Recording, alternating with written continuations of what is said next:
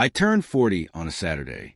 I was the one who made all the arrangements, booked the restaurant, reserved the private room, even ordered the cake. I wrote my own invitations because no one else bothered. The room was set for 20, but the chairs stayed empty. The table sagged under untouched food. The only sound was the staff clearing glasses that no one had used. Even my wife didn't show. I waited 3 hours, forcing a smile for the waiters, pretending everything was fine. Then I asked them to box up the cake. I carried it home, slid it into the fridge, and never touched a slice.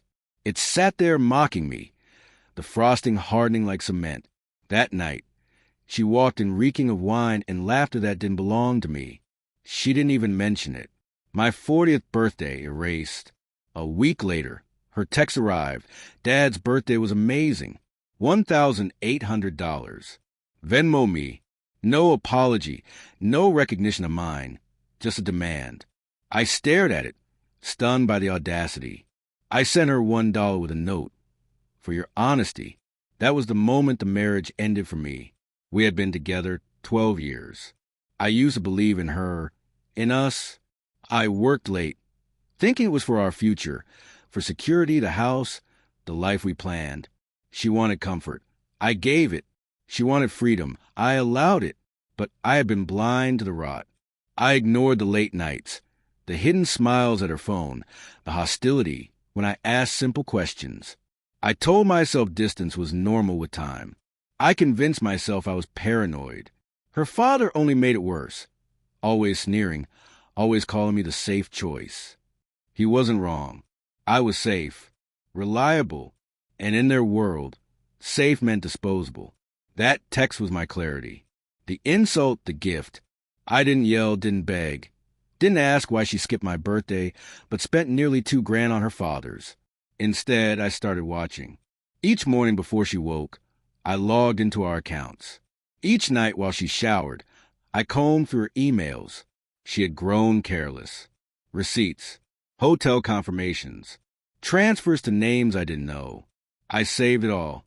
I didn't confront her. Why give her control? I learned to be invisible. At dinner, I nodded at her stories. In bed, I pretended to sleep. My silence became my weapon. I spent months preparing. First, I moved money quietly, not enough to notice, just enough to build a reserve. Second, I hired a lawyer, the kind who thrives in blood. He smiled when I slid him the folder of evidence. "You'll win everything," he said. Third, I waited for my moment. It came sooner than I thought. 2 nights after I sent that single dollar, she stormed into my home office, waving her phone. "You're pathetic. My dad thinks you're a joke. You can't even cover his birthday. What kind of man are you?" I said nothing.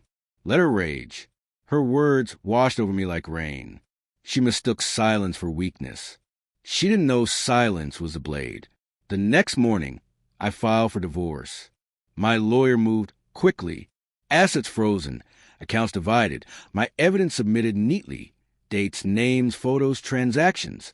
Her affair wasn't speculation. It was documented fact. 2 days later, she came home to an empty half of the closet. My keys lay on the counter.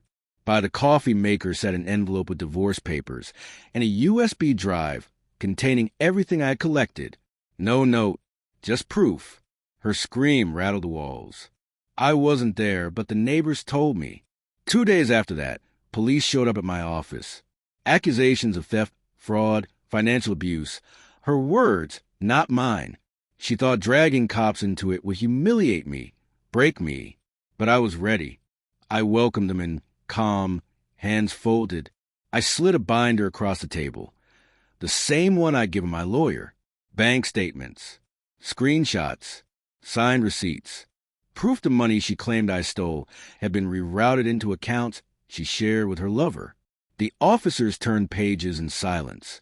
Finally, one closed the file, looked at me, then at her father, red-faced, spewing threats. "Sir, you need to leave," the cop said. I'll never forget her expression then. Not anger, not grief, realization. She hadn't just lost control, she had lost the story.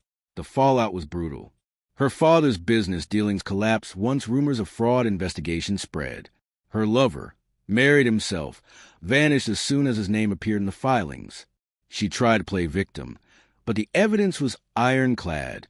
The court awarded me the house, the bulk of our accounts, and the one thing she thought she owned forever, my silence. I shattered that too. When the judge asked if I had anything to add, I looked her in the eye, in front of everyone, her family, her lawyer, the court, and said only this: "You didn't forget my birthday. You erased it. This was my gift back." She broke then, not from my words, but from the truth of them. Everyone in that room understood. Now, months later, I sit in the house she thought she'd inherit, drinking coffee from the same mug I used the morning after my ruined birthday. The cake is gone. I threw it out the night before I left. People ask if I regret being so cold, if I regret not fighting for marriage. No, you don't fight for someone who leaves you alone on your 40th, then invoices you for her father's party. You don't fight for someone who treats you like an ATM, a placeholder, a shadow. You erase them.